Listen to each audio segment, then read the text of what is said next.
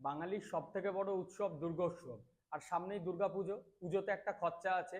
আর সেই খরচাটা হয়ে যাওয়ার পরই আবার চাকরি করতে হবে, কারণ কাজ না করলে তো টাকা আসবে না। আর টাকা না থাকলে কোনো কিছুই চলবে না।